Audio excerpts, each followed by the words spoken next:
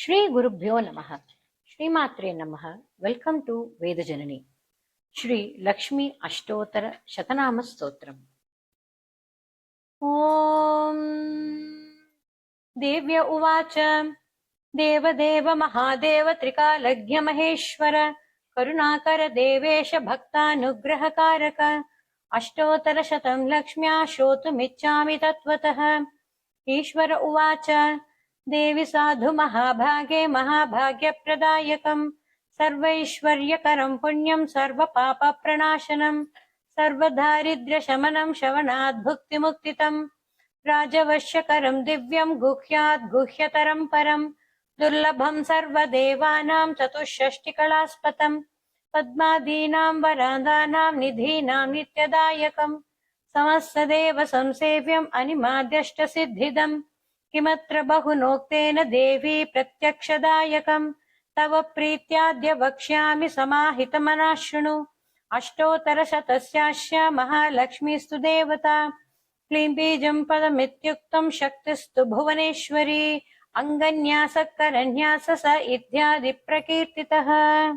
वन्दे पद्मकरां प्रसन्नवदनां सौभाग्यदां भाग्यदाम् हस्ताभ्यामवयप्रदां मणिगणैर्नानाविधैर्भूषिताम् भक्ताभीष्टफलप्रदां हरिहरब्रह्मादिभिः सेविताम् पार्श्वे पङ्कजशङ्खपद्मनिधिभिर्युक्तां सदा शक्तिभिः सरसिजनयने सरोजहस्ते धवलधरां शुभगन्धमाल्यशोभे भगवती हरिवल्लभे मनोज्ञे त्रिभुवनभूतिकरी प्रसीद मह्यम्.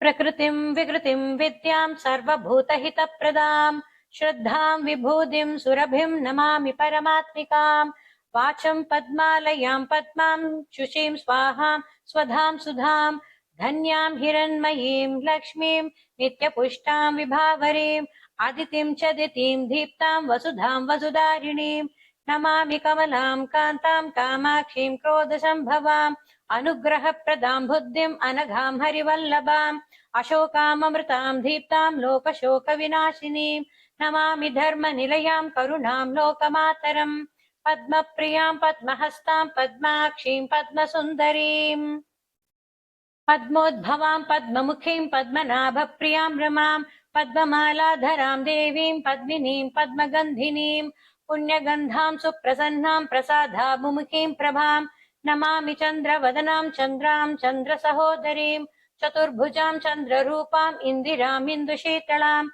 आह्लादजननीं पुष्टिं शिवां शिवकरीं सतीं विमलां विश्वजननीं तुष्टिं दारिद्र्यनाशिनीं प्रीतिपुष्करिणीं शान्तां शुक्लमाल्याम्बरां श्रियं भास्करीं बिल्वनिलयां वरारोहां यशस्विनीं वसुन्धरामुदाराङ्गां हरिणीं हेममालिनीं धनधान्यकरीं सिद्धिं स्त्रैणसौम्यां शुभप्रदां नृपवेश्मगदानन्दां वरलक्ष्मीं वसुप्रदां शुभां हिरण्यप्राकारां समुद्रदनयां जयां नमामि मङ्गलां देवीं विष्णुवक्षस्थलस्थितां विष्णुपत्नीं प्रसन्नाक्षीं नारायणसमाश्रितां दारिद्र्यध्वंसिनीं देवीं सर्वोपद्रववारिणीं नवदुर्गां महाकालीं ब्रह्म विष्णुशिवात्मिकां त्रिकालज्ञानसम्पन्नां नमामि भुवनेश्वरीं लक्ष्मीं क्षीरसमुद्रराजतनयां श्रीरङ्गधामेश्वरीं दासीभूतसमस्तदेववनितां लोकैकदीपाङ्कुरां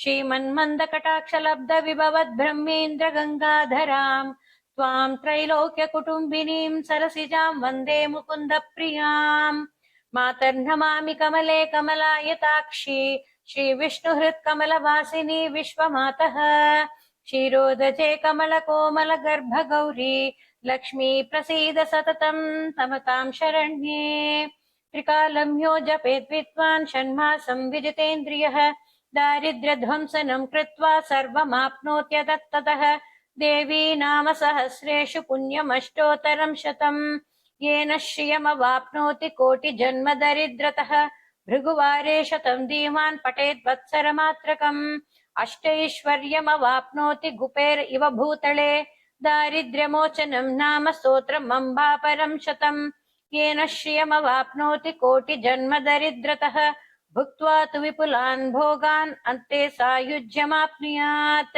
प्रातः काले पठे नित्यं सर्वदुःखोपशान्तये पठन्तु चिन्तये देवीं सर्वाभरणभूषिताम् इति श्रीलक्ष्मी अष्टोत्तरशतनामस्तोत्रम् सम्पूर्णम्.